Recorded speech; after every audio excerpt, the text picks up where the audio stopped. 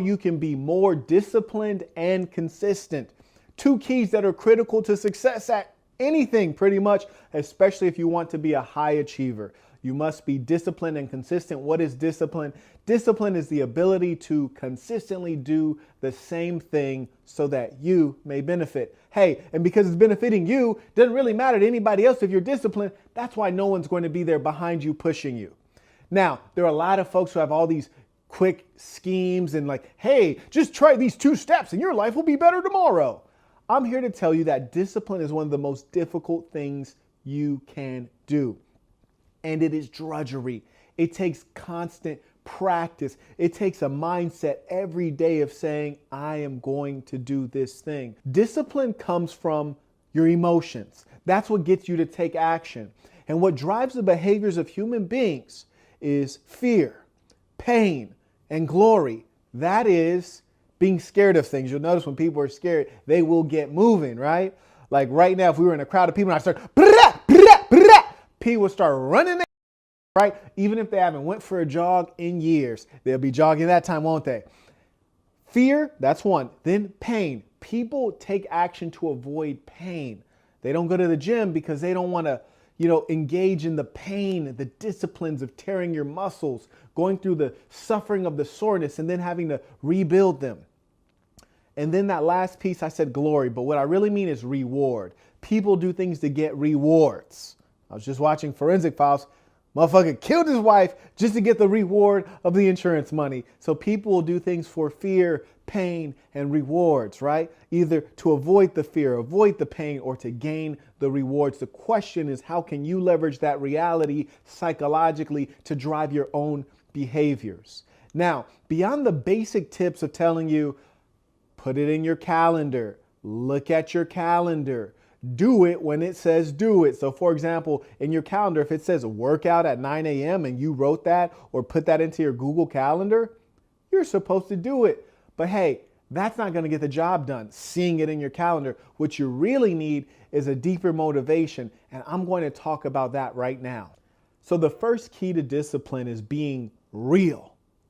And every time I talk to you about something, I say, let's always start from what is real.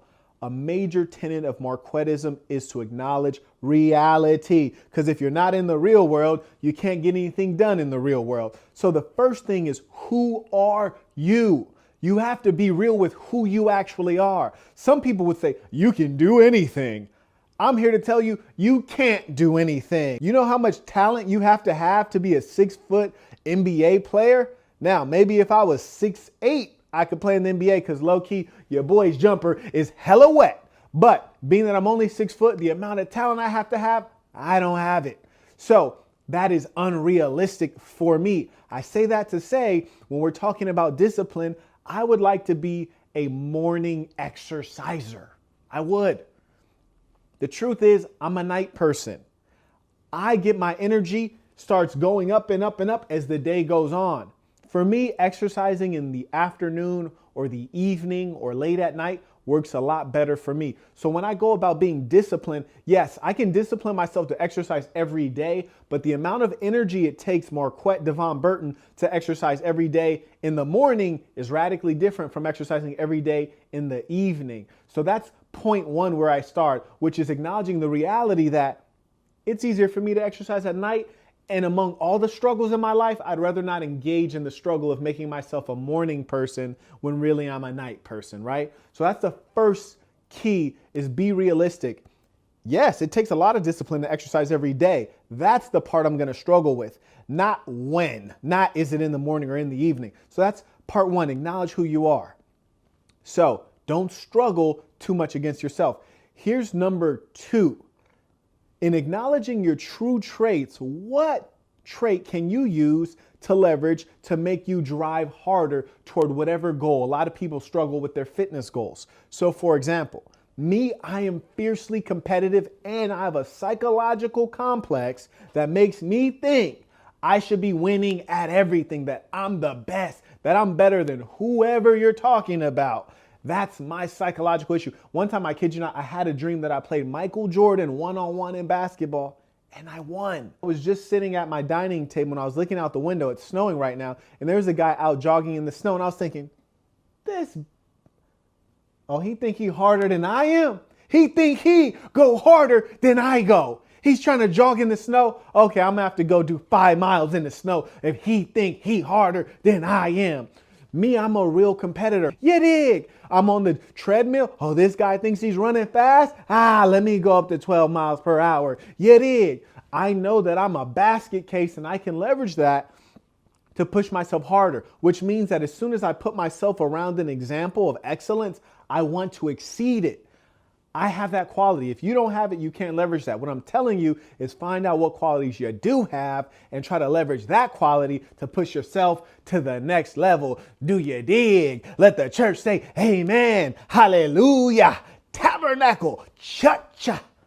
This is tip number 2, transmutation. You want to keep in your bodily fluids such as semen. Semen is an exhausting thing and is a depressing thing.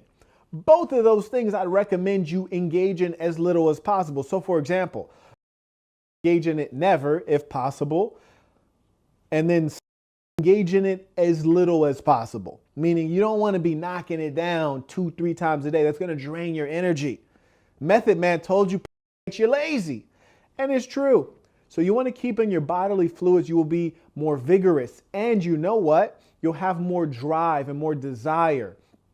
If you study Freudian psychology, sex motivates us to do a lot of things. You keep that desire inside of you, unsatiated, you will be stronger, faster, more motivated. You'll be a go-getter. You'll be the true hunter that man is meant to be. You're sitting at home every day with your wife, getting some sloppy toppy or whatever it is, that's going to slow you down and drain you. Tip number 3, inspiration.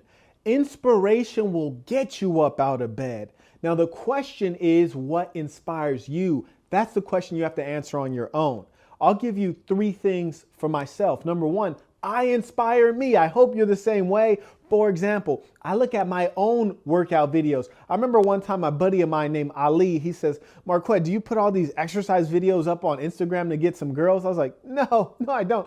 I literally put them up so I can look at them. One, I might look at a video and be like, damn, I was hella ripped back then. I need to get ripped like that again. Or I might look at it and say, God damn it, your boy was out of shape looking flabby and sick. I need to get it going. So I'm looking at that for my own psychological purposes and motivation and wanting to seek self-improvement and human perfection. Secondly, I'm very much so into biography. I listen to a lot of biographies. I read about people. I watch documentaries of great men and measure myself up and say, hey, I can very much so do it, because what you find is that everyone who appears to be extraordinary is actually ordinary, with the same struggles that you experience. The more you learn about them, the more human, the more real they are. And you can learn about the techniques they use to grow, and you can get inspired by their achievements. So that's another thing that inspires me. I also listen to a lot of motivational speakers or speeches. And also I read and write a lot. Right now I'm writing a great book that's extremely inspirational. And when I read my own book, I get inspired because I realize I've already done so much, and I know what is to come is much greater than everything I have done. Tip number 4, self-talk. There are a lot of people who engage in self-talk that pulls them down. Your self-talk should be gassing you up. Now, if you want a great model for self-talk, look at the great Muhammad Ali. Oh, I'm the greatest. I'm the greatest. I float like a butterfly, sting like a bee. Rumble, young man, rumble. Or Floyd Mayweather. Self-talk. It's how you talk to your damn self. It's when you juice yourself up. It's after you got popped in the eye and you're on the canvas and you tell yourself, I got to get on up, stay on the scene like a machine. So your self-talk is how you invigorate yourself, how you drive yourself. But whatever you got to say, whatever you got to play in your head, gas yourself up. Like me, I'm always talking to myself like, oh, I'm the handsome hustler. I'm the gorgeous gangster, you dig? I'm the hardest working man in showbiz. I'm the immortal. Who can stop me? Who can see me? Whatever you got to do, do it. You need to brainwash yourself. And I mean it in a literal sense. Wash the filth and negativity out of your mind so that you can go harder. Tip number 5, psychological motivators. Meaning when you instrumentalize certain persons or things to push you forward. For example, a lot of you guys say you got dumped by your ex-girlfriend. Use that as a motivation. Say, I want to be better than the guy she dumped me for. Or if you just don't like the, you want to floss on the, want to get your money right so you can make it rain in front of that. Whatever the case is, use it to drive your own performance in psychology. Or whether it's your current woman and you want to be a good example of leadership to her, you want to be a good example of discipline. Because I can assure you, if your woman sees you being a fat, lazy slob, oh, she probably going to be creeping out the back door every now and then. If she sees that you're not the man you used to be or the man that you said you was, she is going to lose respect for you and it's going to drop away bit by bit. And once it's gone, you can't get it back. So make sure that you maintain it, you strengthen it. Hey, you get the point. And also your goals. When you write out goals and you inch forward, that makes you happy. Discipline is the practice, the regular activity that drives you toward your goals. So review those goals at least weekly. And this is tip number 7. This is my final tip for you folks, supporters. Now be very cautious with this because number 1, a real man understands. At the end of the day, it is just you. It's just you. And boxing is the best metaphor. When you get in that ring, it's only you. Your mama can't fight your fight. Your trainer can't fight for you. Your coach can't fight for you. And that's why I love watching my boxing footage, because the last guy actually the guy before last, while I'm whooping his and hear his coach yelling, let him walk into your left hand. Step out and throw the right. He's yelling all these orders. But the guy's trying it, but guess what? His coach's mouth can't fight for him. And that's the nature of life. You got to get it done.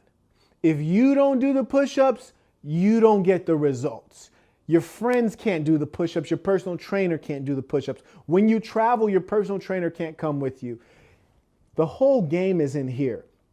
I can give you tips until the cows come home. Unless you find a big enough why, a big enough reason to drive your action, something that's in your head that's going to force you to get it done, it won't get done. So I gave you all that caveat, but if you can leverage supporters, do it. Like, for example, if you have a good woman who's kind enough to wake you up in the morning because you said you want to be up by a certain time, and she is kind enough and disciplined enough to get herself up and then wake you up and then bitch at you until you get out the bed, that's a good woman. Don't let her go. If she's kind enough to wake up early to make you breakfast, so when you get your lazy ass out of the bed finally, you have some nourishment to consume so that you can start the day strong, that's a good woman. That's a great supporter. And that's one thing I've always respected about the Christian Bible is it says that Eve was created out of Adam's rib to be a helper, a supporter of Adam. If you are a good man and a great leader, you will be blessed with a good woman who will support you in your efforts.